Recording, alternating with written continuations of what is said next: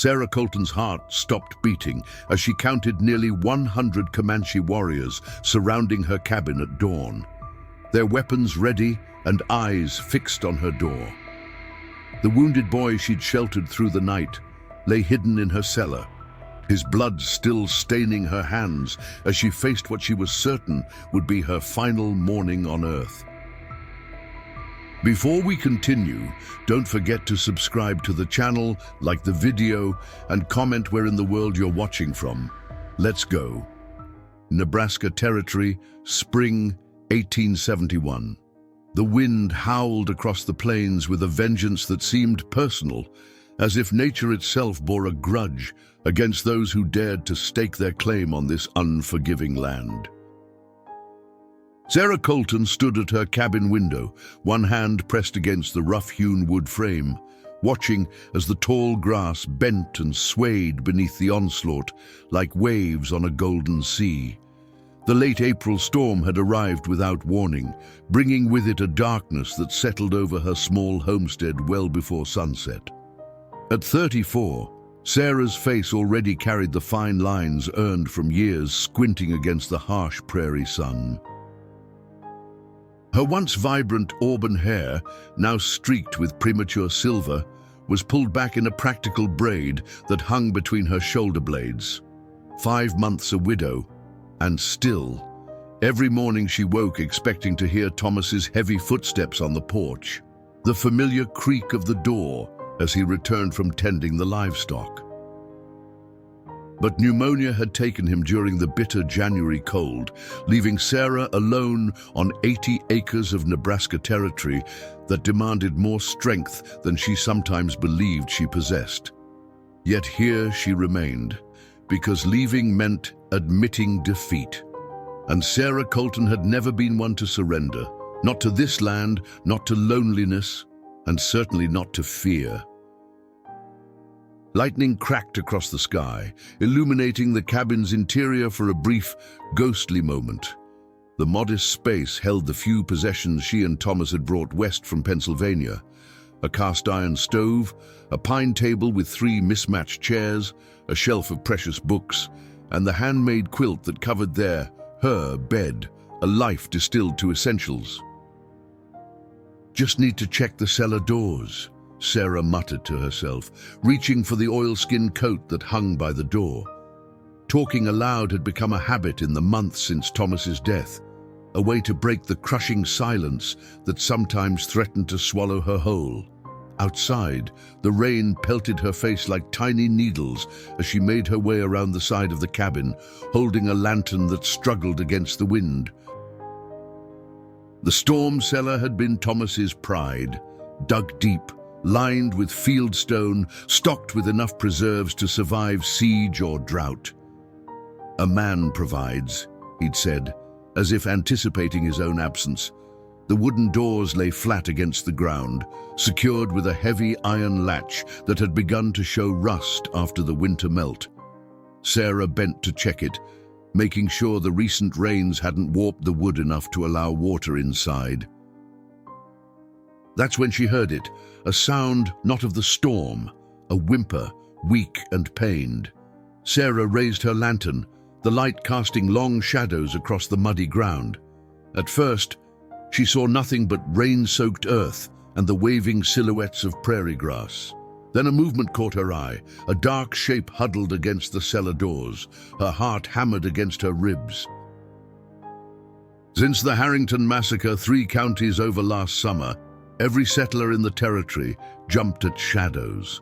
The Pawnee had signed treaties, but the Comanche raids continued further south, and rumors traveled faster than truth. "Hello," Sarah called, her voice nearly lost in the wind. "Is someone there?" The shape moved again, and Sarah stepped closer, caution warring with concern. The lantern light finally fell upon him. A boy, no more than 12 years old, his dark hair plastered to his copper skin, eyes wide with a mixture of pain and terror. His doe-skin clothing, soaked through with rain and something darker, told Sarah what she already suspected. He was Comanche. Blood. The dark stain spreading across his right side was blood. Sarah's nursing instincts, honed during the war when she'd volunteered at the field hospital in Harrisburg, overrode any hesitation. She knelt beside him, setting down the lantern. "You're hurt," she said, knowing he likely wouldn't understand her words, but hoping her tone might convey her intent. "I'm going to help you." The boy flinched when she reached toward him, his eyes rolling white with fear. He tried to push himself away, but pain contorted his features, and a fresh crimson stain bloomed across his side. "Shh," Sarah soothed, her voice gentle but firm. "I won't harm you." Gunshot wound. The realization hit her with chilling clarity. Someone had shot this child and left him for dead. Thunder boomed overhead as Sarah made her decision. Carefully, she slipped her arms beneath the boy's slight frame. He weighed almost nothing, all sinew and bone, a bird with broken wings. His head lolled against her shoulder as she lifted him, his breath coming in short, ragged gasps. As she carried him toward the cabin, Sarah couldn't help but look toward the darkened horizon. Somewhere out there, beyond the veil of rain and night, this boy had people, a family, a tribe, people who might come looking for him, people who might come looking for her. Sarah pushed the thought away. Right now, all that mattered was keeping this child alive until morning. She would face whatever dawn brought when it arrived. The cabin door closed behind them with a finality that sounded, to Sarah's ears, like the click of a trigger being cocked. Inside the cabin, the boy's breathing grew more labored. Sarah laid him gently on the kitchen table, wincing at the trail of water and blood they left across her scrubbed pine floor. The lantern's glow revealed the full extent of his injury. A bullet had torn through his side, missing vital organs, but leaving a ragged wound that still seeped dark blood. "Who did this to you?" she whispered, though she knew he couldn't understand. His eyes, deep brown and filled with pain, followed her movements with wary intensity. Sarah moved with practiced efficiency, gathering clean cloths, her small medical kit, a kettle of water she set to boil on the stove. The familiar routine transported her back to the hospital tents in Harrisburg, where she'd learned more about human suffering and resilience than any woman should. When she approached with scissors to cut away his bloodied tunic, the boy jerked away, a low sound escaping his throat. "I need to see the wound," Sarah explained, her voice steady. She pointed to the bloody area, then to the scissors, making a cutting motion in the air. "To help you, help." She pressed a hand to her chest, then gestured toward him. The boy stared at her for a long moment. Finally, he gave a slight nod, his body tense as piano wire. Sarah worked methodically, cutting away the soaked fabric to expose the wound. The bullet had gone clean through, a small mercy. She'd seen what happened when lead festered inside a man's body. "This will hurt," she warned, showing him the bottle of whiskey Thomas had kept for medicinal purposes. "Oh, but it will clean." The boy didn't cry out when she poured the alcohol over his wound, though his entire body went rigid, his knuckles white where he gripped the table edge. Sarah couldn't help but admire his stoicism. She'd seen grown men scream and thrash under less pain. As she threaded a needle to stitch the wound, Sarah's mind raced with the implications of what she was doing. Helping an injured child seemed the only decent choice, but the boy's heritage complicated matters immeasurably. Tensions between settlers and the native tribes had reached a fever pitch after last summer's violence. If anyone discovered she was harboring a Comanche boy, her neighbors, the Millers, 3 miles east, had lost their eldest son to a Comanche raid 2 years prior. They would view her actions as nothing short of treason. "We're going to move you somewhere safer," Sarah told the boy once she'd finished bandaging his side. "Somewhere to rest." The cellar was the only option. If anyone came to the cabin, unlikely as that was during a storm, the boy would be hidden from view. Sarah gathered blankets and a pillow from her bed, then gently helped him to his feet. He swayed dangerously, and she steadied him with an arm around his narrow shoulders. The stairs to the cellar creaked beneath their weight. The space below was cool and dry, lined with shelves of preserved fruits and vegetables, dried meat and sacks of flour and sugar, the provisions that would see her through until harvest. A small window near the ceiling let in just enough light during the day, but now it showed only darkness and the occasional flash of lightning. Sarah arranged the blankets in the corner furthest from the stairs, creating a makeshift pallet. She helped the boy lie down, noting how his eyes darted around the cellar, assessing this strange new environment. "You're safe here," she said, tucking a blanket around him. She pointed to herself. "Sarah." The boy looked at her for a long moment before placing a hand on his own chest. "Tashunka," he said, his voice barely above a whisper. "Tashunka," Sarah repeated, a small smile touching her lips. "Rest now." She left him with a cup of water and a promise to return soon, climbing the stairs with legs that suddenly felt leaden with exhaustion.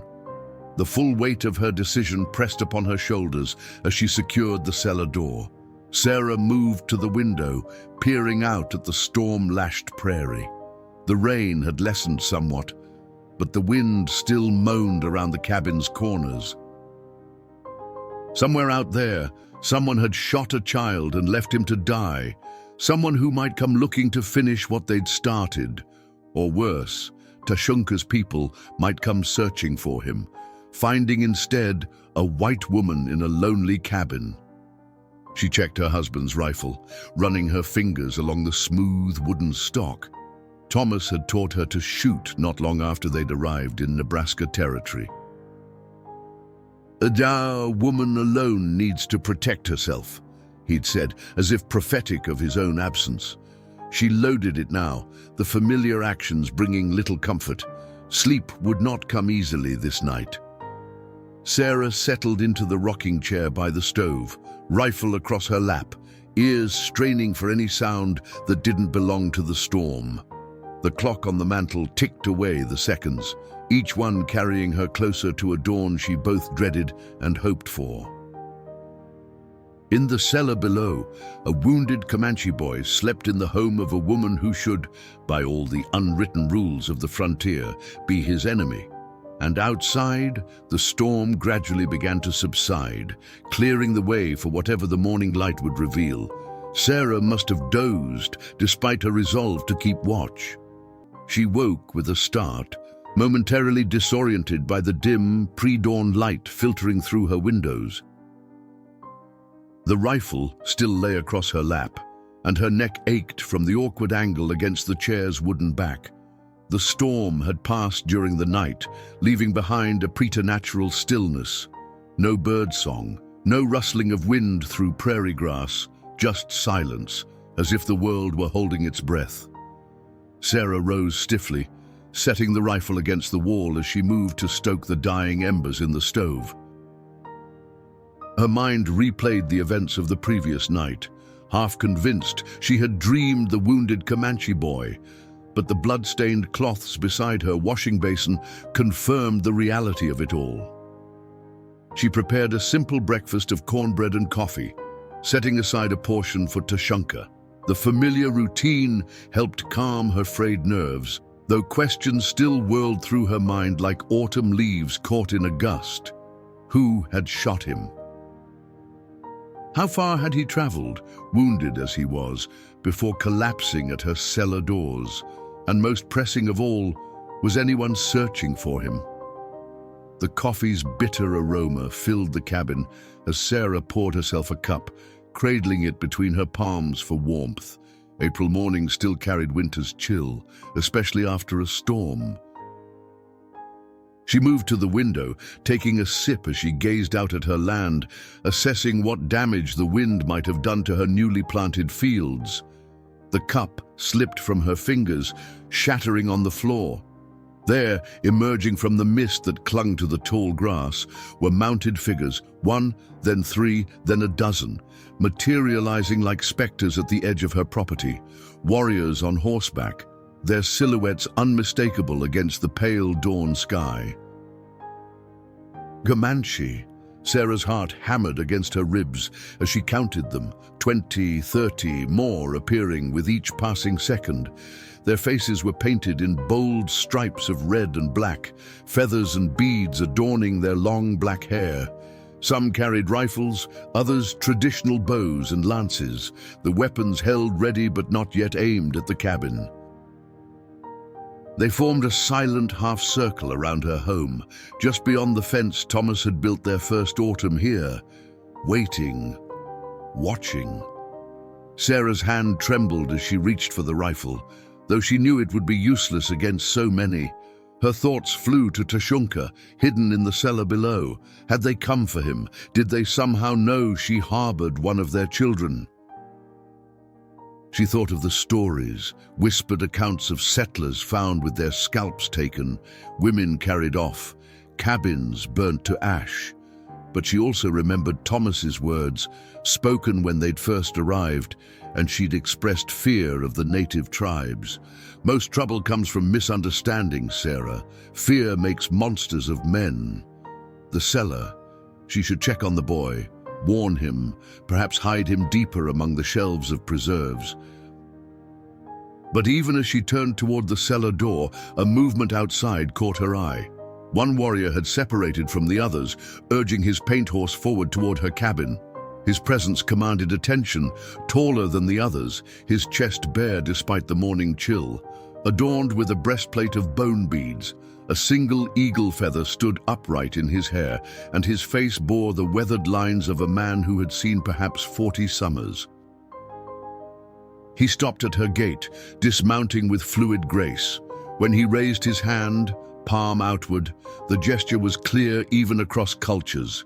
Wait. Sarah's breath caught in her throat. Running was pointless, fighting, suicide. Her options had narrowed to one: face whatever was coming. With wooden legs, she moved to the door, her fingers finding Thomas's hunting knife in the drawer of the side table. She slipped it into her apron pocket, a futile precaution, but it gave her the illusion of control. Stepping onto her porch, Sarah forced herself to stand tall, though fear threatened to buckle her knees. The morning air was cool against her face, carrying the scent of damp earth and wood smoke from somewhere distant. The warrior approached slowly, each deliberate step crunching on the gravel path. Up close, his presence was even more imposing. Broad shoulders marked with scars that spoke of battles survived, dark eyes that missed nothing. A knife hung at his belt, alongside a holstered revolver that looked military issue. He stopped at the foot of her porch steps, looking up at her with an expression she couldn't read. For a long moment, neither spoke, the silence stretching between them like a taut rope. Then, to Sarah's astonishment, he placed his right hand over his heart and inclined his head slightly, a gesture of respect. "You have my son," he said in accented but clear English. Sarah's surprise must have shown on her face, for something like grim amusement flickered in the warrior's eyes. "You think we do not learn your tongue?" he asked. "It is good to know the words of both friend and enemy." Sarah found her voice at last, though it emerged as little more than a whisper. "Your son, the boy," he clarified. "Tashunka. He did not return from hunting yesterday. We followed his trail in the dawn light. It led here." His gaze traveled to the side of her cabin, where the cellar doors were visible. "There is blood on the ground." Sarah's mind raced. This man was clearly educated, likely trained at one of the government schools established to civilize indigenous children. And he was Tashunka's father, a fact that both relieved and terrified her. Relieved, because it meant the boy had family searching for him. Terrified, because she stood between a father and his son, surrounded by warriors who might see her as their enemy. He was shot, she said finally, deciding that honesty was her only viable path. I found him during the storm, wounded. I brought him inside and treated him as best I could. The warrior's expression darkened. Shot? By whom? Sarah shook her head. I don't know. He couldn't tell me. She hesitated, then added, He's in my cellar. I can take you to him. The man studied her face, as if searching for deception. Whatever he saw there must have satisfied him, for he nodded once. I am Black Hawk, he said, chief of this band, and you are? Sarah, she replied, suddenly conscious of her disheveled appearance after the sleepless night. Sarah Colton.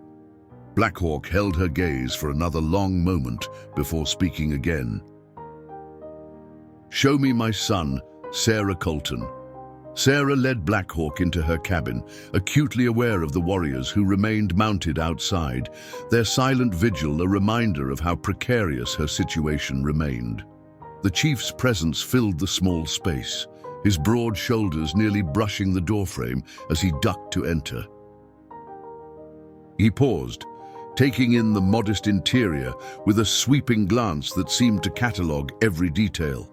The bloodied cloths by the basin, the shattered coffee cup on the floor, the rifle leaning against the wall. This way, Sarah said, moving toward the cellar door. Her hand trembled slightly as she lifted the latch, revealing the narrow wooden stairs that descended into shadow. He was too weak to climb to the loft, and I thought it would be safer if anyone came. Black Hawk's expression remained impassive, but something flickered in his dark eyes. Understanding, perhaps, or acknowledgement of her reasoning. He gestured for her to lead the way. The cellar was dimly lit by the morning light, filtering through the small window near the ceiling. Sarah took the oil lamp from its hook on the wall, the flame casting long shadows as she descended the stairs. The familiar smell of earth and preserved food filled her nostrils, now mingled with the medicinal scent of the whiskey she'd used to clean Tashunka's wound. The boy lay where she had left him, curled on his uninjured side atop the makeshift pallet. His eyes flew open at the sound of their approach, widening when they fell upon his father. He tried to sit up, wincing with the effort. "Ata!" he exclaimed, the word barely audible but charged with emotion. Black Hawk moved past Sarah, crossing the cellar in 2 long strides to kneel beside his son. His stoic demeanor cracked as he placed a gentle hand on Tashunka's shoulder, examining the bandages at his side with careful fingers. Words flowed between them in Comanche, too rapid for Sarah to distinguish individual sounds, much less meaning. But the tone was unmistakable. Relief, concern, and what could only be described as love. Sarah stood awkwardly by the stairs, feeling like an intruder in her own cellar. She was about to retreat upstairs to give them privacy when Black Hawk looked up, fixing her with a gaze that rooted her to the spot. "He says you saved him," the chief said, his deep voice resonating in the confined space. "That you came through the storm like a spirit, carrying him from darkness." Sarah felt heat rise to her cheeks. "I only did what anyone would do." Black Hawk's expression suggested he knew better. Not anyone. Not for a Comanche child. He looked back at his son, whose eyes were now heavy with exhaustion, despite the excitement of seeing his father. "The bullet..." "It went through," Sarah explained, taking a tentative step closer.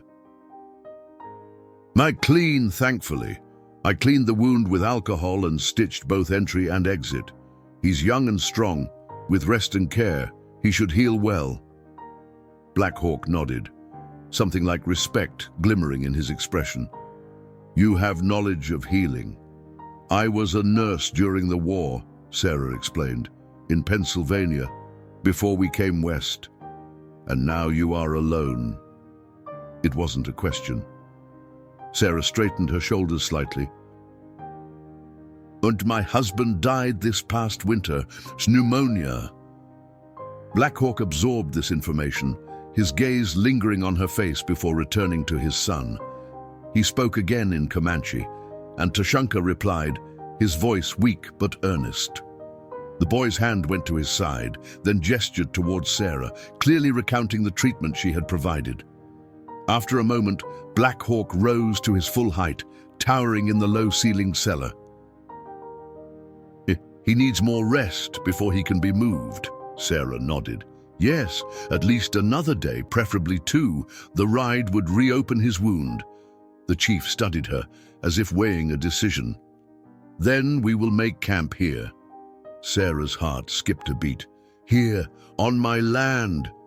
Near the creek, Black Hawk clarified, gesturing vaguely eastward, where the trees provide shelter, close enough to watch over my son. Far enough to respect your boundaries. His eyes narrowed slightly, unless you object to our presence. The question hung in the air between them, laden with unspoken complexities. Sarah was keenly aware that despite his civil tone, this man commanded dozens of warriors who could reduce her homestead to ashes if they wished. Yet she sensed no threat in his manner, only a father's concern for his injured child. No, she said finally. I don't object. Something like approval crossed Black Hawk's features. Good. I will leave 2 men to guard the cabin, for your protection and his. Guard, Sarah echoed. Against what? Whoever shot my son, Black Hawk replied, his voice hardening. Tashanka says he was tracking deer when a man on horseback appeared from nowhere. He fired without warning or reason. His jaw tightened. This was not the first such incident. But I intend it to be the last. Sarah felt a chill at his words, recognizing the promise of retribution in them. She thought of her neighbors, the scattered homesteads within riding distance. Had one of them shot a child, mistaking him for a threat? Or worse, knowing exactly who they were firing upon? I'll prepare more bandages, she said, seeking refuge in practicality. And broth. He needs to rebuild his strength. Black Hawk inclined his head slightly.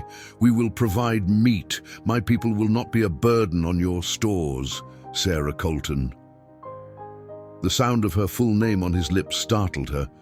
It felt formal, almost intimate in a way she couldn't quite define. There's no need, she began, but he raised a hand, silencing her protest. You have shown honor. We will do the same.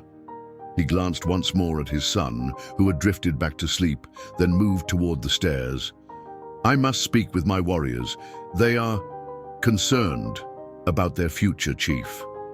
Future chief? Sarah asked, following him up the narrow steps. Black Hawk paused at the top, looking back over his shoulder. Yes, Tashanka is my only son. One day, he will lead our people. If the white man's bullets do not find him first.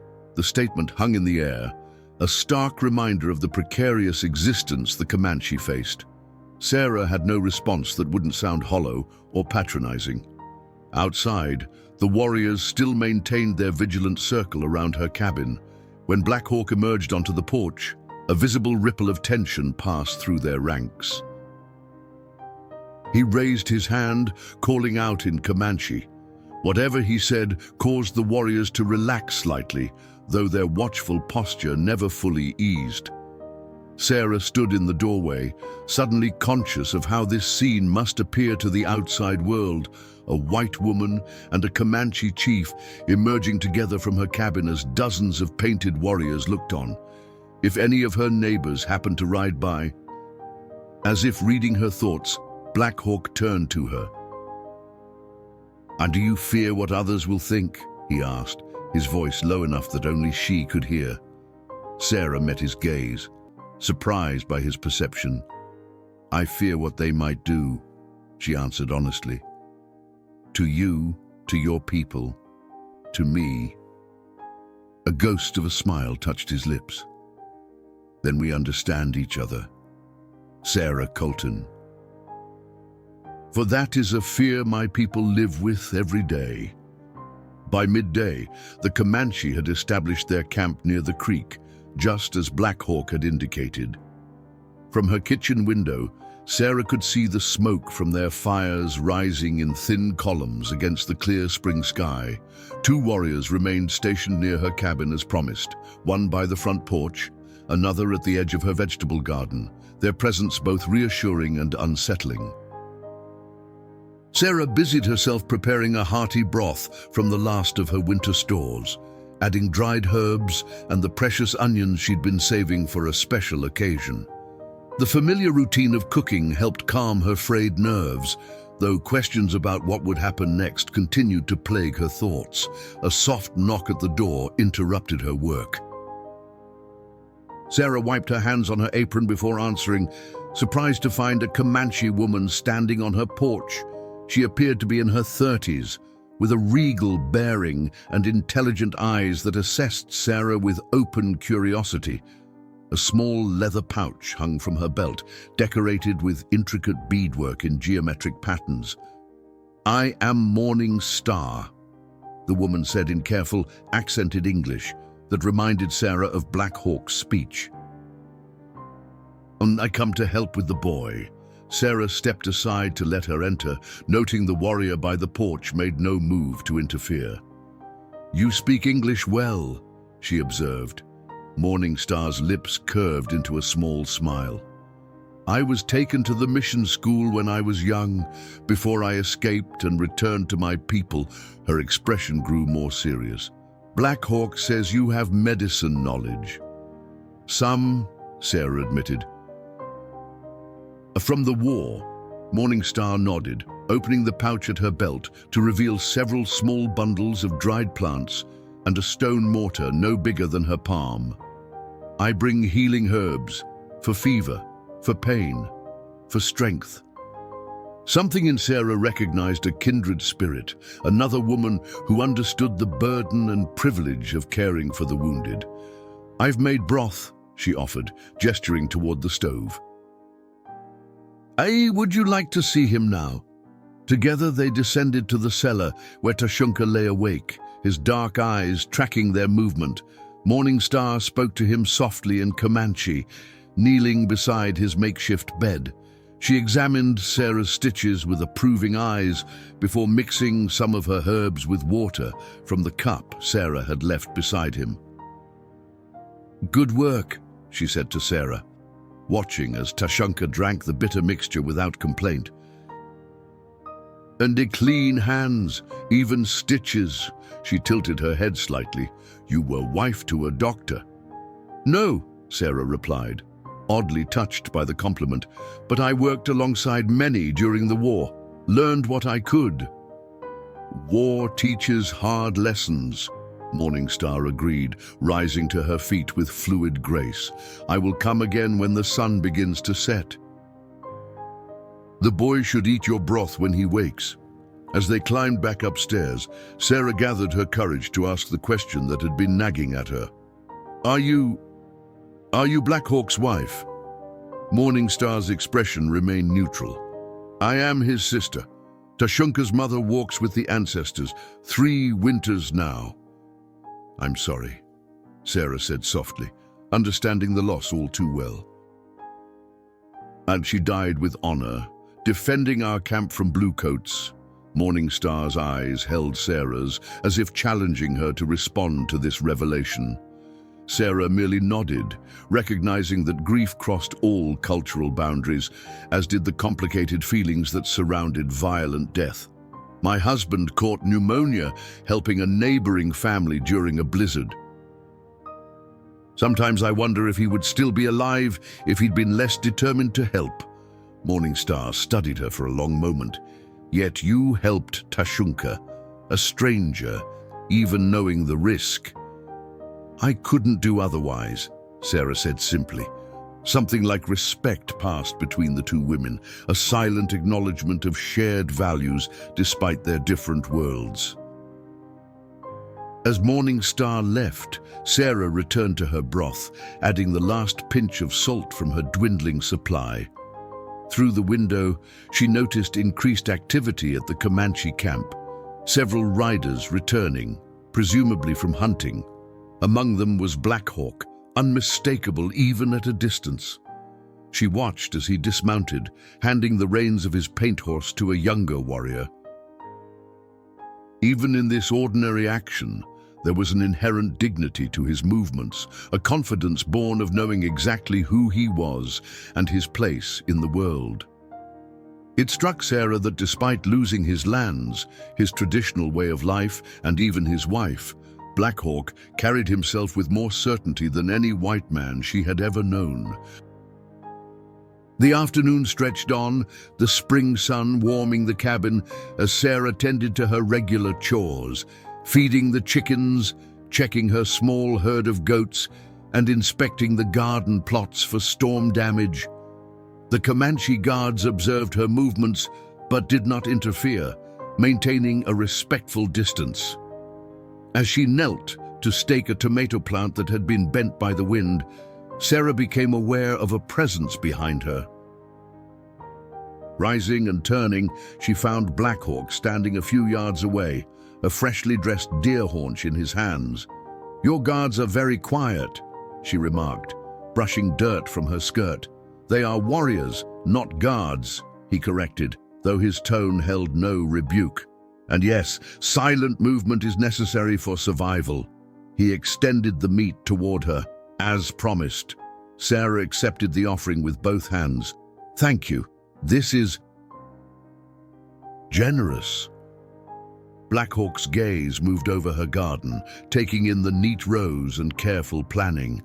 "You work the earth well for one who was not born to it."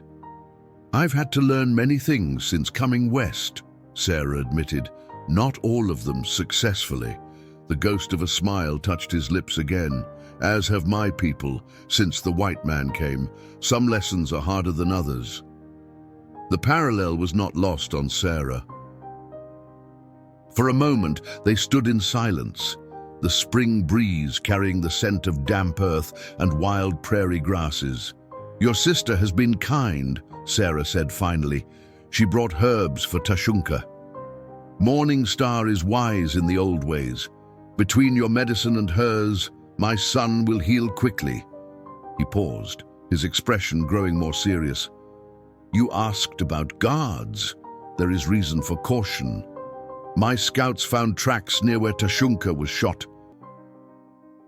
White man's boots, hunter perhaps, or someone with darker purpose?" Sarah felt a chill despite the afternoon warmth. "You think they might come here?" Black Hawk's hand moved instinctively to the knife at his belt. "I think that those who shoot children rarely act alone." The sun was beginning its slow descent toward the western horizon when Sarah heard the distant sound of hoofbeats. She had been sitting beside Tashunka in the cellar, coaxing him to take another bowl of broth, when the rhythm of approaching horses reached her ears. Not the casual gait of a single rider, but the purposeful stride of several mounts moving in tandem. Black Hawk, who had been checking his son's wound, tensed visibly. He exchanged a quick glance with Sarah before rising to his feet in one fluid motion. "And stay with him," he instructed, his voice low and controlled as he moved toward the cellar stairs. Sarah's heart quickened. "Who is it?" "We will see." His hand went to the revolver at his hip, a gesture that sent a jolt of fear through her. Alone with Tashunka, Sarah strained to hear what was happening above. The boy seemed to sense her anxiety, his dark eyes questioning as he struggled to sit up. "Dunno, lie still," she murmured, gently pressing his shoulder back down. "You'll tear your stitches." Footsteps crossed the wooden floor overhead, followed by the creak of the front door opening. Muffled voices drifted down to the cellar, Black Hawk's deep tones, then another man's, sharper and more insistent. Sarah couldn't make out the words, but the tension in the exchange was unmistakable. Minutes passed, feeling like hours. Tashunka's hand found hers, small fingers gripping with surprising strength. Sarah squeezed back reassuringly, though her own uncertainty must have been evident in her eyes. Finally, Heavy footsteps approached the cellar door. It swung open, and Black Hawk's silhouette appeared at the top of the stairs. "Sarah," he called, "you should come up." She hesitated, looking at Tashunka, who now watched the stairs with apprehension. "He will be safe," Black Hawk assured her, reading her concern, "but this matter concerns you as well." With a final reassuring smile to Tashunka, Sarah climbed the stairs, emerging into the main room of her cabin to find three men standing in awkward formation. Sheriff James Haywood from the county seat, flanked by two deputies she recognized from previous visits to town. All three looked decidedly uncomfortable, their eyes darting between Sarah and Black Hawk with barely concealed unease. "Mrs. Colton," Sheriff Haywood began, removing his hat. At 45, Haywood was a weathered man with a drooping mustache and the perpetually tired eyes of someone who had seen too much frontier justice. "Apologies for the intrusion, ma'am." "Sheriff," Sarah acknowledged, smoothing her apron nervously. "Know what brings you out this way?" Haywood's gaze flickered to Black Hawk, who stood with arms crossed by the fireplace, his presence filling the small cabin despite his stillness. "Well, ma'am, we received some concerning reports from the Miller boy. Said he was hunting up near Copper Creek yesterday and spotted a large band of Comanche heading this direction." He cleared his throat. "And when we rode out to investigate, we found their camp." He gestured vaguely in the direction of the creek. "And you wondered if I was dead or captured," Sarah concluded flatly. The sheriff had the grace to look embarrassed. "Something like that, yes, ma'am. As you can see, I am neither." Sarah moved to stand beside her stove, needing the familiar comfort of her own domain. Chief Black Hawk and his people are here peacefully." One of the deputies, a wiry man named Collins, who never bothered to hide his disdain for the native tribes, snorted, "Peaceful Comanche. That's a first." Black Hawk's expression didn't change, but something dangerous flashed in his eyes. "We keep peace with those who keep peace with us." "That why you got nearly 100 warriors camped out here?" Collins challenged. "In for peace, Deputy," Sheriff Haywood warned before turning back to Sarah. "Mrs. Colton, I'm not questioning your assessment of the situation, but you must understand our concern. Having this many Comanche so close to settled lands." "The treaty gives us right to hunt these lands," Black Hawk interrupted, his voice level but firm. "We have broken no white man's law." "Treaties get broken all the time," Collins muttered. Yes," Black Hawk agreed, his gaze unwavering. "Usually by white men." The tension in the room thickened. Sarah stepped forward, positioning herself subtly between the two groups. "Sheriff, I appreciate your concern, truly, but Chief Black Hawk is here because his son was injured on my land. I've been tending to the boy's wounds. Once he's well enough to travel, they'll move on."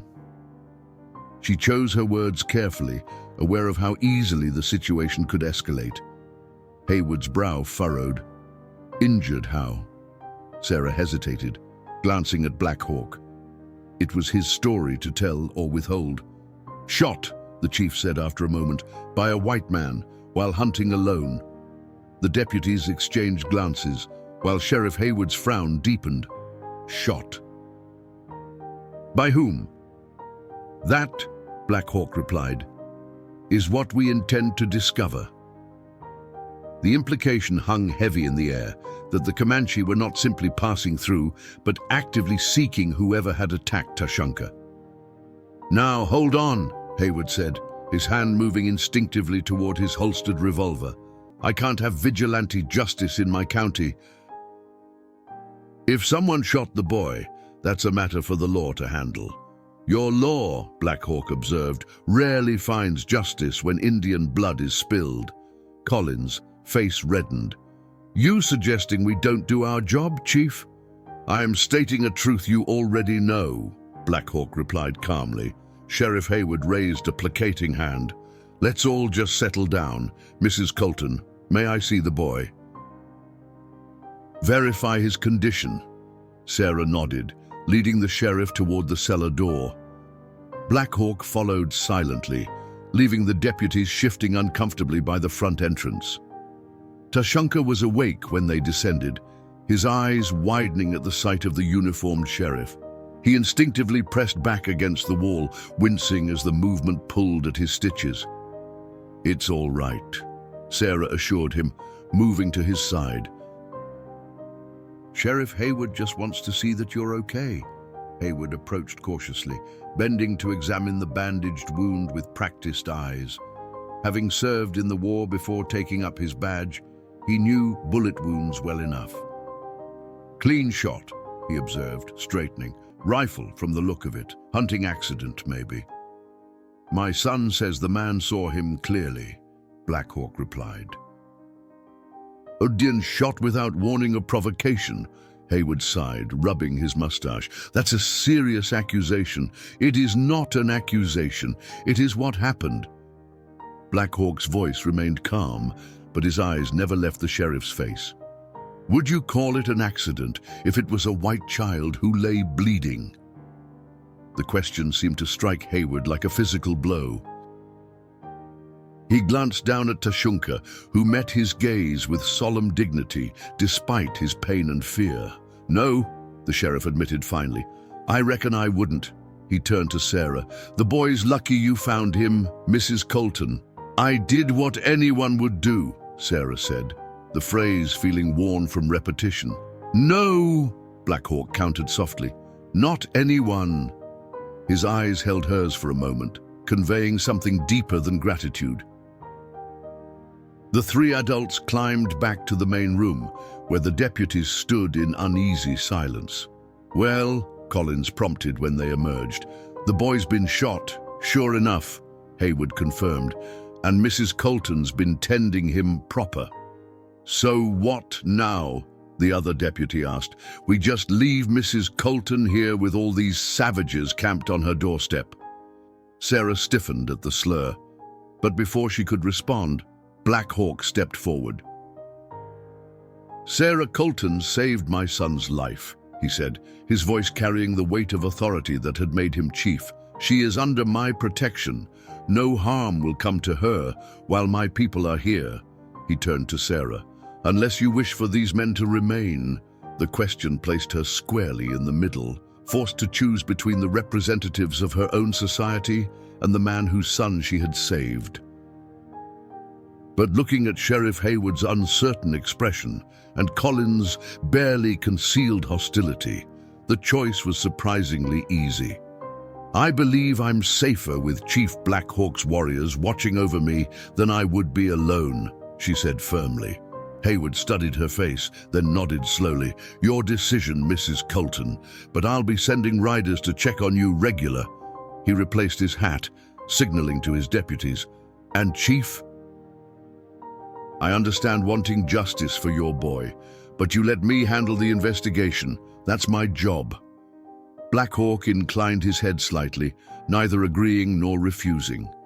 As the lawmen mounted their horses outside, Collins leaned down from his saddle toward Sarah. "You're making a mistake, Mom," he said in a low voice. "These people ain't like us. They don't think like us." Sarah met his gaze steadily. "Perhaps that's not always a bad thing, Deputy." She watched them ride away, dust rising from their horses, hooves as they disappeared down the path that led toward town. Only when they were out of sight did she realize she had been holding her breath. Black Hawk came to stand beside her on the porch, his presence solid and reassuring. "They will return," he said, not a question, but a certainty. "Yes," Sarah agreed. "And next time, they may not come alone." Evening fell softly over the prairie, painting the endless sky in hues of amber and deep purple. Sarah sat on her porch steps, a shawl draped around her shoulders against the cooling air. The day's events had left her drained, yet strangely alert. her senses attuned to every sound and movement around her homestead. From the Comanche camp came the low murmur of voices, occasional laughter, and the rhythmic cadence of what might have been prayer or song. Smoke from their cooking fires drifted upward, carrying the rich aroma of roasting meat. The scene should have terrified her, nearly 100 warriors encamped within sight of her cabin, yet Sarah found herself drawing unexpected comfort from their presence. "You are troubled." She started at Black Hawk's voice, not having heard him approach. He stood a few feet away, silhouetted against the darkening sky, a wool blanket wrapped around his shoulders in concession to the evening chill. "Just thinking," Sarah replied, making room on the step beside her. After a moment's hesitation, he accepted the unspoken invitation, lowering himself with the fluid grace that characterized all his movements. They sat in silence for a time, watching as the first stars appeared overhead. Sarah was struck by how companionable the quiet felt, as if they had known each other for years rather than a single day. "Your sheriff," Black Hawk said finally. "He is a man caught between worlds." Sarah considered this. "How so?" "He wears the white man's badge, speaks of the white man's law, but his eyes—" Black Hawk glanced at her. "His eyes have seen too much to believe in simple truths. He was a soldier," Sarah offered. "In the war, I suppose that changes a person." Black Hawk nodded. "War always changes those who survive it. Sometimes it makes them wiser, sometimes merely harder." He looked toward the distant horizon. "Your deputy, the one with the snake's eyes. He has not learned wisdom from his battles." "Collins," Sarah confirmed with a slight grimace. "No, he hasn't. He was at Sand Creek." A shadow passed over Black Hawk's face. The Sand Creek massacre of '64 had seen hundreds of peaceful Cheyenne and Arapaho slaughtered by Colorado volunteers under Colonel Chivington. The atrocities committed there had sent shockwaves through both native tribes and white settlements across the Western Territories. "Then he has learned the wrong lessons from blood," Black Hawk said quietly. Sarah tucked her shawl more tightly around her shoulders, feeling a chill that had nothing to do with the evening air. "I worry what he might do when he returns." "My warriors watch the approaches to your land," Black Hawk assured her. "None will come without warning." "And if they come with more men, with soldiers?" Sarah asked, voicing the fear that had been growing since the sheriff's departure. Black Hawk was silent for a long moment. "Then there will be choices to make, difficult ones." He turned to look at her directly.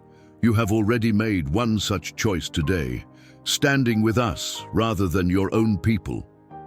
"I stood with what was right," Sarah corrected gently. "Tashunka is a child who was shot without cause. That's wrong in any language, by any measure." A ghost of a smile touched Black Hawk's lips. "You speak with a straight tongue, Sarah Colton." Before she could respond, the sound of approaching hoofbeats disrupted the evening calm. Black Hawk was on his feet in an instant, hand moving to his knife. Two Comanche riders appeared from the direction of the creek, moving at a swift trot toward the cabin. They reined in before the porch, speaking rapidly to their chief in their native tongue.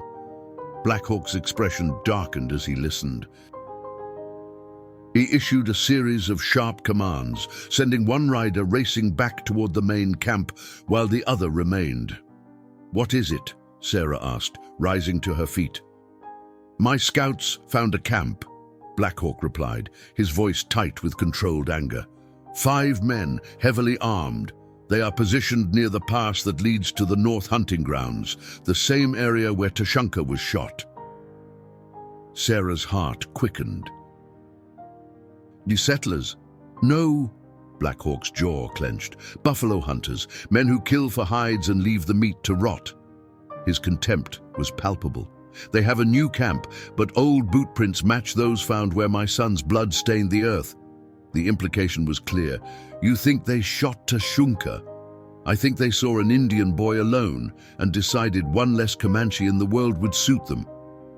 Black Hawk's hand tightened on his knife hilt. And I think they may have followed our trail here. Sarah felt a chill of dread. Buffalo hunters were notoriously rough men, many of them former soldiers or frontiersmen who viewed the native tribes as obstacles to be eliminated. Their reputation for violence extended to anyone who stood in their way, including settlers who showed sympathy to the Indians. "What will you do?" she asked, though she suspected she already knew the answer. Black Hawk's eyes met hers, dark and resolute in the fading light. "Justice must be answered with justice. And if that brings the army down on all of you," Sarah challenged. "What then?" A muscle worked in his jaw. "Would you have me ignore the blood of my son, of my people?" "No," she said softly, "but there may be another way." She hesitated, then continued. "Sheriff Hayward is a fair man, despite everything. If you brought him evidence..." "Evidence?" Black Hawk's laugh was short and bitter.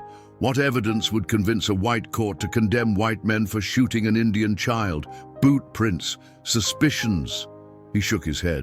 "Your justice is not meant for my people, Sarah." The warrior who had remained spoke again, gesturing urgently toward the north. Black Hawk listened, then turned back to Sarah. "They are breaking camp," he translated. "It done moving this way." His expression grew grave. "You should go inside, lock your door." "And you?" Sarah asked, suddenly afraid for him, for all of them. Black Hawk's face was impassive, but his eyes held a fierce determination that stirred something in her chest. "I will protect what is mine." He paused, his gaze holding hers. "And those under my protection." The weight of his words hung in the air between them, heavy with implications neither was ready to fully acknowledge. Sarah watched as he strode toward his horse, calling orders to the warriors who now emerged from the shadows like spirits made flesh. Within moments, 20 mounted Comanche melted into the darkness, moving with deadly purpose toward the north. Standing alone on her porch, Sarah wrapped her arms around herself, no longer feeling any sense of security in the gathering night. The buffalo hunters were coming, and with them, she feared, came violence that even Black Hawk might not be able to control. Sarah couldn't bring herself to go inside, despite Black Hawk's warning. Instead, she paced the length of her porch, straining to hear anything beyond the ordinary night sounds of the prairie. The rustle of wind through grass, the distant howl of a coyote, the soft hooting of an owl hunting in the darkness. The remaining Comanche had heightened their vigilance, with warriors positioned at strategic points around the homestead, their presence marked only by occasional movement in the shadows. Morning Star emerged from the direction of the camp, her slender form wrapped in a blanket similar to the one Black Hawk had worn.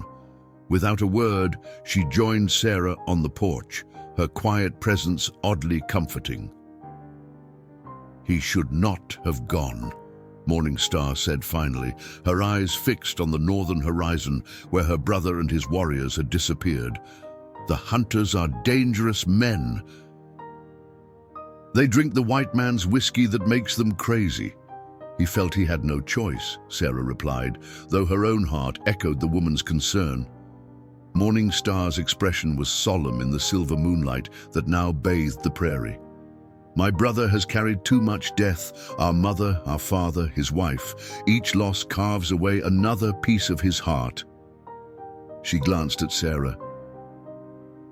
"When he found you caring for Tashunka, I saw something in his eyes I had not seen in many seasons. Hope."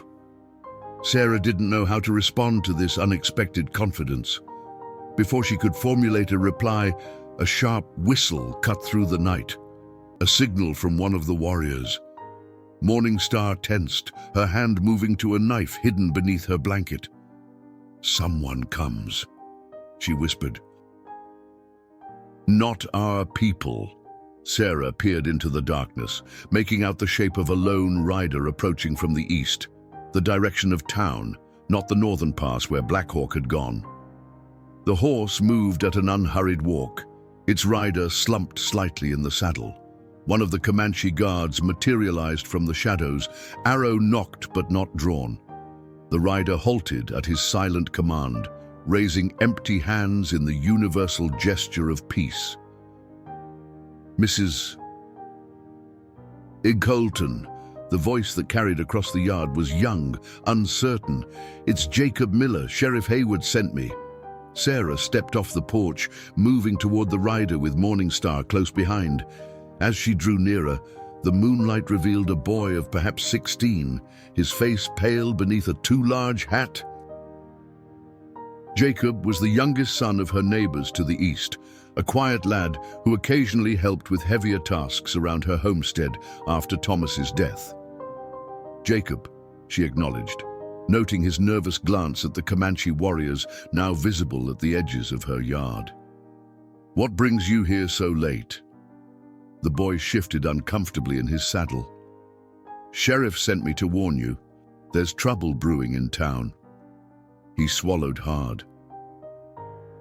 "Uzi Collins and some others, they've been drinking, talking about the Indian problem. When word got back to the sheriff that buffalo hunters spotted a large Comanche camp near your place, he thought..." He trailed off, clearly uncomfortable with his message. "He thought Collins might do something foolish," Sarah finished for him. Jacob nodded miserably. "Sheriff's trying to keep a lid on things, but Collins has got about a dozen men riled up. They're talking about raising a militia." Cold dread settled in Sarah's stomach. If Collins and his makeshift militia encountered Black Hawk and his warriors pursuing the buffalo hunters, the situation would explode into violence that could spread across the entire territory. "Where is the sheriff now?" she asked, trying to talk sense into the men at Bailey's saloon. Jacob replied, "He sent me to tell you to be careful and that he'll be out at first light." The boy hesitated. "Mrs. Colton, my pa says you should come stay with us until this all blows over. Says it ain't safe for a woman alone with all this trouble." Morningstar made a soft sound that might have been disagreement or amusement. "She is not alone." Jacob's eyes widened as he seemed to notice the Comanche woman for the first time. He stammered, I didn't mean no disrespect, Mom." "Thank your father for his concern, Jacob," Sarah interjected gently, "but my place is here." She glanced toward the cellar where Tashunka lay. "There's a wounded boy who needs my care." The young man nodded, though uncertainty lingered in his expression. "Sheriff said to tell you one more thing. Those buffalo hunters that have been operating north of here, they're Haskell's men." Sarah felt her blood run cold. Morgan Haskell was infamous throughout the territory, a former Confederate cavalry officer turned buffalo hunter whose hatred of Indians was matched only by his ruthlessness in pursuing profit. Stories of his crew's brutality toward native tribes had reached even the remote homesteads. "The chief should know this," Morningstar said quietly, her face grave in the moonlight. Before Sarah could respond, the distant crack of rifle fire shattered the night's stillness. Jacob's horse reared, nearly unseating the boy, while the Comanche warriors melted into the darkness, moving toward the sound with silent efficiency. "That came from the North Pass," Morningstar said, already striding toward the camp. "I must gather our warriors." "Wait," Sarah called after her. "What about Tashunka?" "If there's fighting..." Morningstar paused, conflicted. "He cannot be moved quickly without risk." "I'll protect him," Sarah promised, making a swift decision. "But you have to get word to Black Hawk about Collins and his men. If they arrive while he's engaged with Haskell..." The implication was clear. Caught between two groups of armed white men, the Comanche would be slaughtered, regardless of justice or provocation. Morningstar nodded sharply. "I will send riders." She placed a hand briefly on Sarah's arm. "Guard my nephew well, Sarah Colton. He is precious." beyond words to our people. As Morning Star disappeared into the darkness, more gunfire echoed from the distant hills. Jacob, still struggling to control his nervous horse, looked at Sarah with naked fear. "Mrs. Colton, please," he begged, "come with me. This ain't your fight." Sarah thought of Tashunka, wounded and vulnerable in her cellar, of Black Hawk, facing Haskell's killers without knowing another threat approached from town, of the fragile understanding that had grown between her and these people in the span of a single day. "You're wrong, Jacob," she said quietly, turning toward her cabin with newfound resolve. "It became my fight the moment I chose to help that boy." The night air carried the distant sounds of conflict as Sarah hurried inside to prepare for whatever dawn might bring. She checked Thomas's rifle, counting the cartridges with steady hands before moving to the cellar to stand vigil over the sleeping Tashunka. Whatever happened in the hours ahead, she would not abandon him now. Outside, the remaining Comanche warriors formed a protective ring around the cabin, their faces grim in the moonlight as the sounds of battle intensified on the northern horizon. Dawn broke reluctantly over the prairie, the pale light revealing a landscape transformed by tension. Sarah had not slept, keeping watch over Tashunka through the long hours of darkness. The boy had awakened several times, unsettled by the distant sounds of gunfire that had eventually faded to silence. Now he lay in fitful slumber, his fever slightly elevated despite Morning Star's herbal remedies. The silence that followed the gunfire was somehow worse than the conflict itself. Sarah had no way of knowing who had prevailed in the confrontation between Black Hawk's warriors and Haskell's hunters. The uncertainty gnawed at her as she dampened a cloth and placed it on Tashunka's forehead. "Your father will return," she promised the sleeping child, unsure if she spoke the words for his comfort or her own. From above came the sound of a warning call, 3 sharp whistles from one of the remaining Comanche guards. Sarah's heart seized. Someone was approaching. She ascended the cellar stairs quickly, closing the door behind her before moving to the cabin window. Through the wavy glass, she could make out a group of riders emerging from the morning mist that clung to the eastern trail, the direction of town. At least a dozen men, Collins promised militia. Her fingers tightened on Thomas's rifle as she counted them, 15, perhaps more, all armed and riding with purpose. 2 Comanche warriors appeared at her door, their expressions grave. The older of the 2, a weathered man with a scar running from temple to jaw, spoke in halting English. "We fight if you say fight," he said simply. "Or we take the boy, try to run." Sarah shook her head. "Tashunka isn't strong enough for a hard ride, and there are too many of them." She glanced at the approaching riders, now close enough to distinguish individual faces. Collins rode at the front, his posture rigid with determination. "Help me move him deeper into the cellar, behind the storage shelves." The warriors nodded, following her to where Tashunka lay. Together, they carefully transported the boy to a concealed space behind the rows of preserved foods, arranging barrels and crates to shield him from immediate view should someone descend the stairs. The older warrior said something in Comanche to Tashunka, who nodded weakly before fixing his gaze on Sarah. "Hide," the boy whispered, the first English word she had heard him speak. Sarah squeezed his hand. "I'll protect you," she promised. "Stay silent no matter what you hear." Back upstairs, the warriors melted away through the rear window of the cabin, not fleeing, but taking up concealed positions from which they could observe and, if necessary, fight. Sarah stood alone in her kitchen, the rifle heavy in her hands, as the sound of hooves and men's voices grew louder. A sharp knock rattled her door. Mrs. Colton! Open up!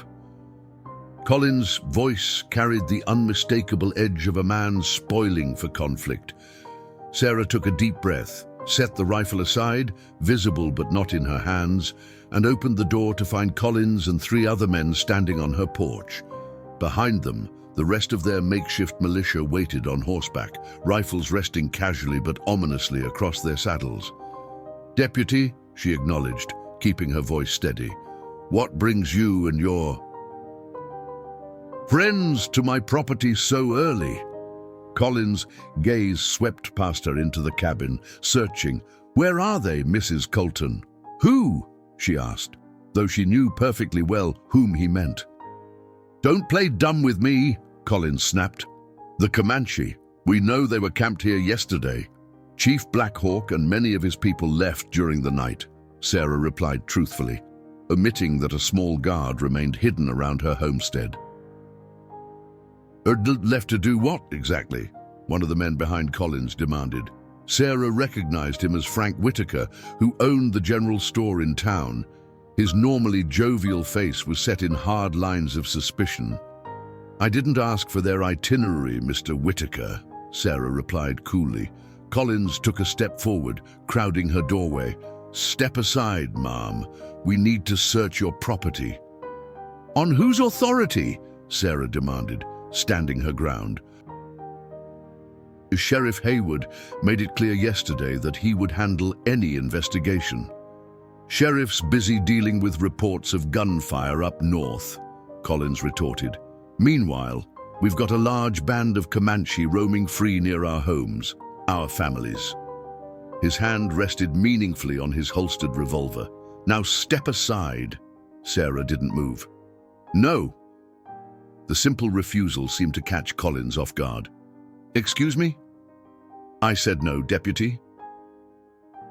"This is my home, my land. You have no legal right to enter without a warrant or the sheriff's direct order."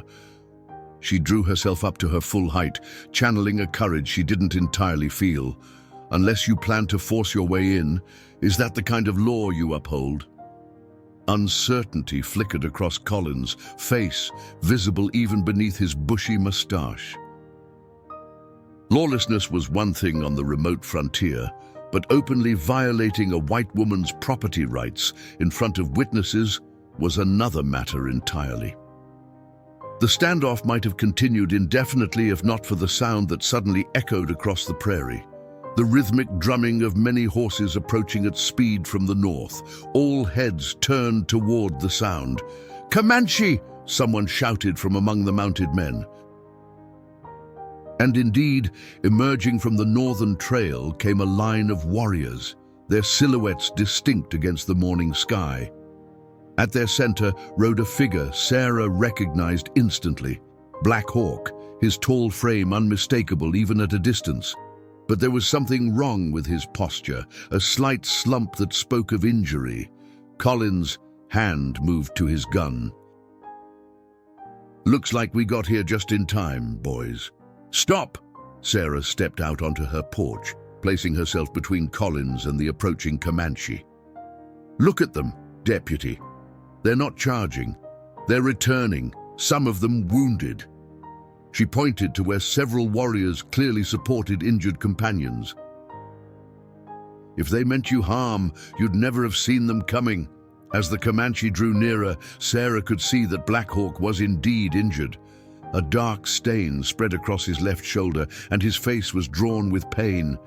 Yet he sat tall in his saddle, his eyes finding Sarah's across the distance between them. "What happened?"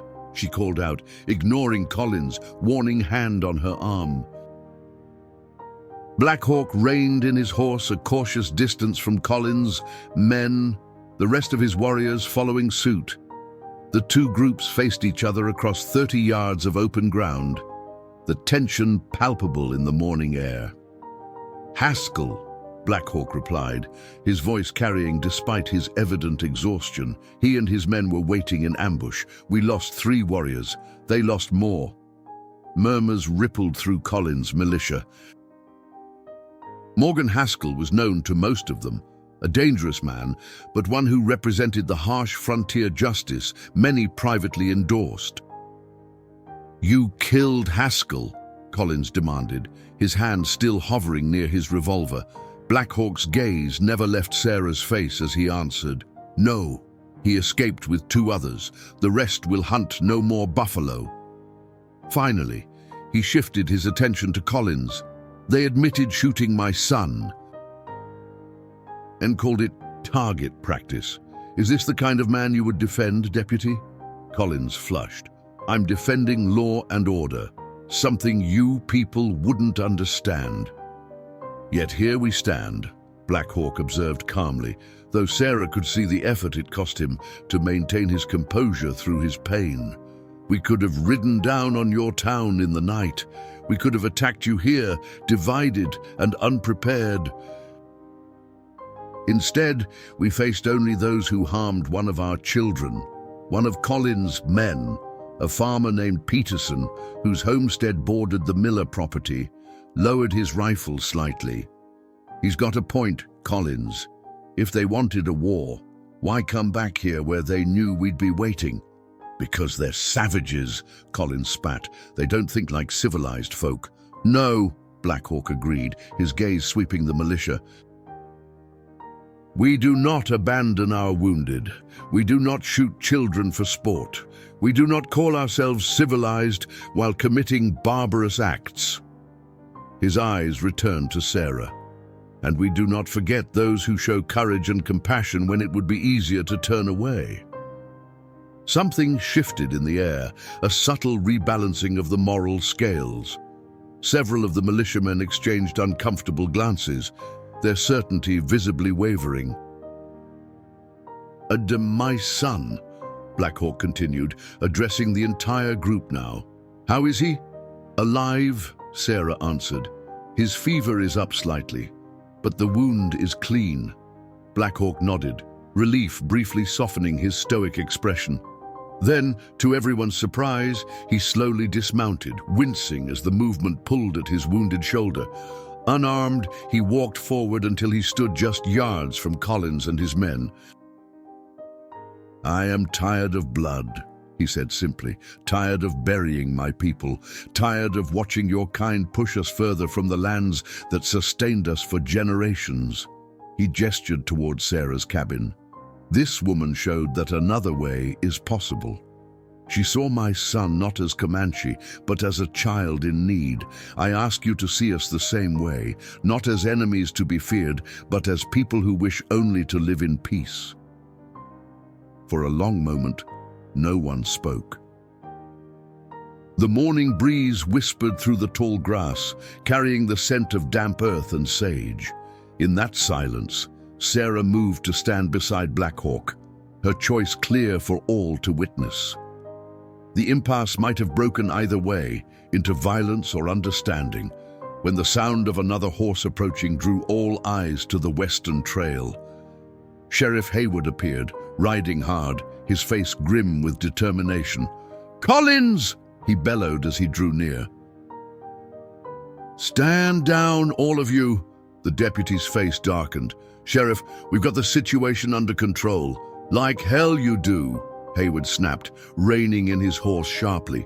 His experienced eye took in the scene, the wounded Comanche warriors, Black Hawk standing unarmed beside Sarah, Collins, men with weapons at the ready.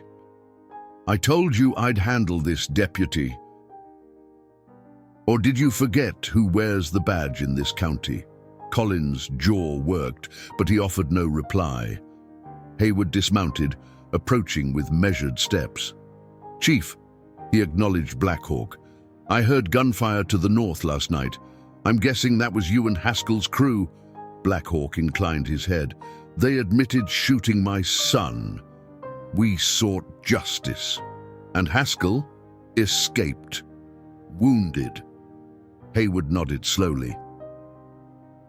"That matches what his men told me when I found them on the trail this morning. What's left of them, anyway." He turned to address the militia. "Haskell shot a child, boys. Admitted it proudly to the chief here. That's not frontier justice. That's murder, plain and simple. A murmur ran through the gathered men. "Now," Hayward continued, "I'm declaring this matter closed.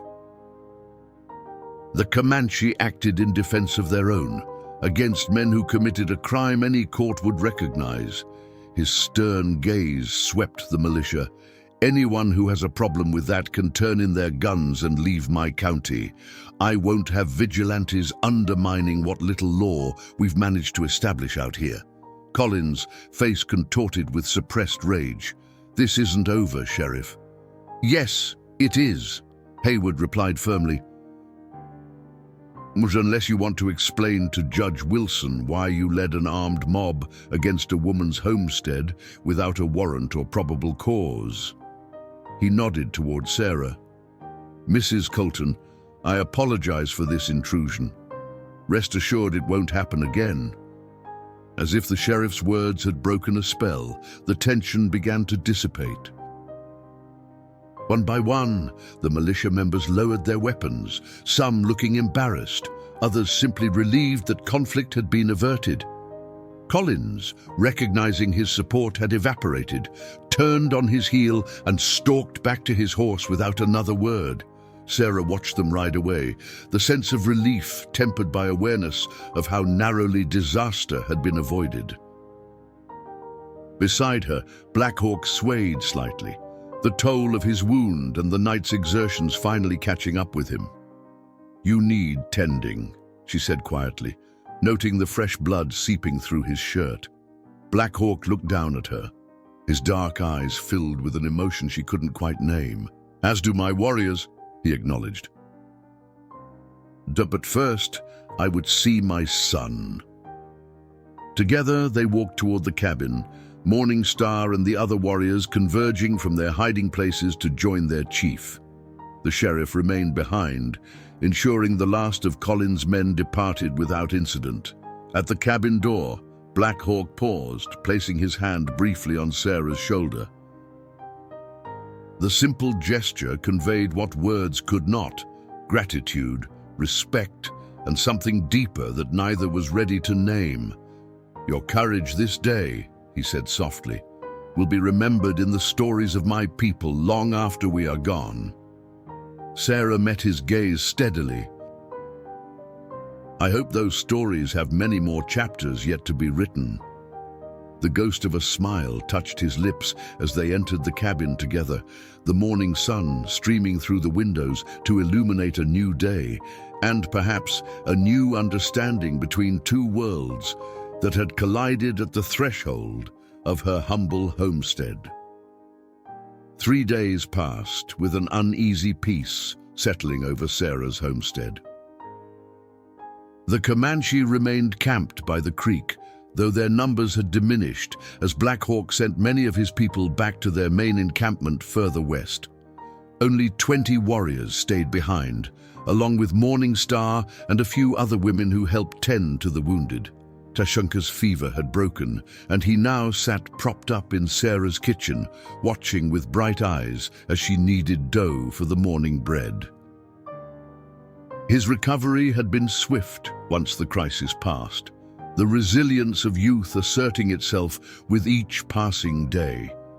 He had begun to speak more, picking up English words with the remarkable facility of children, adding them to his vocabulary like treasures collected from a new and fascinating land.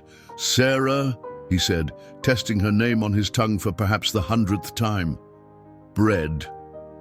He pointed to the mound of dough beneath her flour-dusted hands.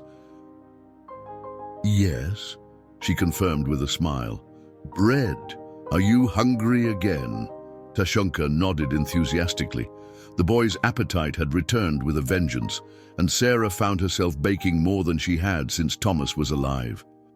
She glanced out the window to where Black Hawk stood in conversation with Sheriff Hayward, who had ridden out each day since the confrontation to check on the situation and relay news from town. The chief's wound had been less severe than it first appeared, a bullet grazed across his shoulder rather than a direct hit. Morning Star and Sarah had treated it together, their different healing traditions complementing each other in ways that seem to symbolize the tentative bridge forming between their worlds. Still, Sarah noticed how he favored his right arm, the left still stiff and clearly painful despite his stoic demeanor. Outside, the sheriff mounted his horse, tipping his hat to Black Hawk before turning toward town. The chief watched him go, then walked toward the cabin with measured steps. Sarah felt a now familiar flutter in her chest at his approach, a reaction she had neither invited nor been able to suppress. "The sheriff brings news," she asked when he entered, wiping her hands on her apron. Black Hawk nodded, his eyes warming as they fell on his son. "Haskell was found dead 2 days, ride south. His wounds became infected." There was no satisfaction in his voice, merely the flat statement of fact. "The 2 men with him have been arrested in Fort Kearney for other crimes." "And Collins?" Sarah had heard rumors that the deputy had not taken his public humiliation well. "Gone," Black Hawk replied. "Yeah, Haywood says he packed his belongings and rode east without a word." He moved to the table, placing a hand on Tashunka's head with gentle affection. The sheriff also brought this. From within his vest, Black Hawk withdrew an official-looking document, unfolding it carefully before placing it on the table. Sarah wiped her hands again before picking it up, her eyes widening as she read. A safe passage document?" she asked, looking up at him in surprise. Black Hawk's expression remained impassive, though something flickered in his eyes. "For my band, signed by the territorial governor. It grants us hunting rights in these lands through the summer season, provided we maintain peace." A ghost of a smile touched his lips. Haywood suggested the events here might have reached important ears. "It seems not all white leaders wish for more bloodshed." Sarah studied the document with a mixture of hope and skepticism. "Will they honor it? Some will not." Black Hawk shrugged his good shoulder. "But it is more than we had before." Tashunka reached for the paper, tracing the official seal with curious fingers. "We stay?" he asked, looking up at his father with hopeful eyes. Sarah felt her heart constrict at the question and what it might mean. She had grown accustomed to the boy's presence, to his quick smile and eager mind. The thought of him leaving brought an unexpected ache. "For now," Black Hawk answered his son in English, though his gaze moved to Sarah's face. "We will make camp in the valley beyond the creek, close enough to hunt, far enough to—" He hesitated, seeming to search for the right words. "To respect boundaries," Sarah nodded, understanding the delicate balance he sought to maintain. Too close, and their presence might provoke further incidents with settlers. Too far, and it would seem as if the fragile connection between them had been severed. "You are welcome to water from my well," she offered, "and I have seeds to spare if your people wish to plant." Something softened in Black Hawk's expression. "Although you would teach us to farm like white settlers." "No," Sarah corrected gently. "I would share what I know, as you have shared your knowledge with me. The choice of how to live remains yours." The afternoon light streamed through the window, casting long shadows across the cabin floor. Outside, life continued its slow, steady rhythm. Chickens scratching in the yard, laundry flapping on the line, the distant lowing of cattle being driven to new pasture. Ordinary sounds that somehow felt extraordinary in their normalcy after days of tension and fear. "Tomorrow," Black Hawk said finally, "we will move Tashunka to our new camp. He is strong enough now for the short journey." Though she had known this moment would come, Sarah felt a pang of loss. "Of course," she said, turning back to her bread dough to hide the sudden moisture in her eyes. "He belongs with his people." Black Hawk watched her for a long moment, his perceptive gaze missing nothing. "Sarah Colton," he said quietly, You have become one of his people. One of our people. She looked up, startled by the declaration. My son lives because of you, he continued. My band has hunting grounds because of you. The path between our worlds is less dark because you had the courage to walk it first. He paused, something unspoken but powerful passing between them. Our camp will always be open to you. My fire will always have a place for you beside it. In another time, another place, the words might have held a different meaning, expressed a different invitation.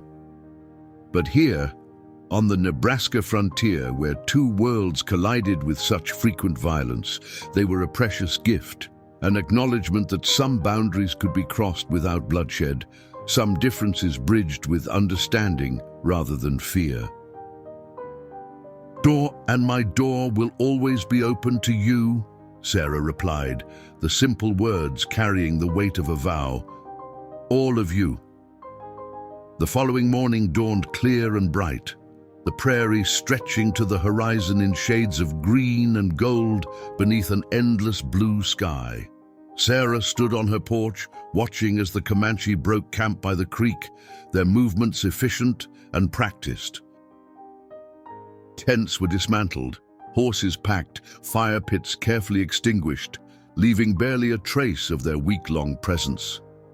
Tashunka sat atop his father's horse, his small figure straight and proud, despite the bandages still visible beneath his new buckskin shirt, a gift from the women of the tribe who had worked through the night to replace the one ruined by blood and bullet. He guided the horse towards Sarah's cabin with surprising skill for one so young, Black Hawk walking alongside, with one hand resting lightly on the animal's flank. I go now, Tashunka announced as they reached the porch, his English careful but determined. But I come back, yes, Sarah smiled, though her heart felt heavy. Yes, she assured him. You come back any time. From within his shirt, the boy withdrew something wrapped in a scrap of soft leather. He held it out to her with solemn ceremony. For you, to remember. Sarah accepted the bundle, carefully unwrapping it to reveal a small carving, a bird in flight, its wings outspread, fashioned from pale wood with remarkable detail for what must have been a child's work. Tashunka made it while he healed, Black Hawk explained. And with my knife and the wood from your fire. It's beautiful, Sarah said, genuinely moved by the gift. Thank you, Tashunka. The boy beamed with pride, then grew serious again. It is Eagle, he said, pointing to the carving. Eagle watches from high place, sees all people as same, small. He held his thumb and forefinger close together. Eagle does not see white skin, red skin. Only people. Sarah blinked back sudden tears, wondering who had taught the child such wisdom. His father, perhaps, or Morning Star, or some elder whose words had found fertile ground in his young mind. A wise bird, the eagle, she agreed softly. Black Hawk placed his hand briefly on her shoulder, the touch conveying what neither could express in words. Then he stepped back, his face composed once more into the stoic mask expected of a chief. Until we meet again, Sarah Colton, he said formally. Until then, she replied, matching his tone, though her eyes conveyed much more. She stood on her porch long after they had ridden away, the carved eagle clutched in her hand, watching until the band of Comanche disappeared over the distant rise that marked the boundary of her vision, but not the limit of her thoughts. 2 weeks later, Sarah was weeding her garden when a rider appeared on the eastern trail. She straightened, shading her eyes against the afternoon sun, relaxing when she recognized Sheriff Haywood's familiar silhouette. "Afternoon, Mrs. Colton," he called, dismounting with a grunt that spoke of too many hours in the saddle. "And thought you might like to know, Collins turned up in Omaha, telling wild tales about you and your Indian friends." The sheriff's mustache twitched with barely suppressed amusement. Nobody paid him much mind. Seems your reputation as a respectable widow carries more weight than the ravings of a disgraced deputy." Sarah nodded, unsurprised. "Man, the buffalo hunters. What's left of Haskell's crew has moved on to Colorado territory." Hayward accepted the cup of water she offered. "Word travels fast on the frontier. Most of them want nothing to do with land protected by Black Hawk's band." He studied her face for a moment. "Have you seen them?" "Since they left? No," Sarah replied, though she didn't mention the occasional gifts that appeared on her porch, a brace of rabbits, a basket of wild berries, once a deerskin so perfectly tanned it felt like silk beneath her fingers. Silent tokens that told her she was watched over, remembered. "But I hear them sometimes, in the night, hunting songs carried on the wind." Hayward nodded, seeming to understand what she didn't say. "Well, Judge Wilson was impressed by how you handled everything. Says not many would have shown such courage." He cleared his throat awkwardly. "There's talk of appointing a government representative to maintain relations with the tribes in this region. Someone who understands both worlds. The judge mentioned your name." Sarah looked up, startled. "Me? I'm just a widow trying to keep my homestead." "You're more than that, Mrs. Colton," Hayward said quietly. "You proved that when you sheltered that boy." He handed her an envelope bearing an official seal. "Judge says to think about it. The frontier's changing. We need people who can see beyond old hatreds." After the sheriff departed, Sarah sat on her porch steps, the unopened letter in her lap, watching as the sun began its slow descent toward the western horizon. In the distance, beyond the creek where the Comanche had camped, a thin spiral of smoke rose against the darkening sky, too deliberate to be a wildfire, too small to be a signal, just enough to let her know they were there, watching, waiting. Sarah touched the carved eagle that now hung from a leather cord around her neck. Above her, a red-tailed hawk circled in the evening thermals, its keen eyes taking in the patchwork of prairie and homestead, the invisible boundaries between cultures, the woman who sat alone yet not lonely on her cabin porch.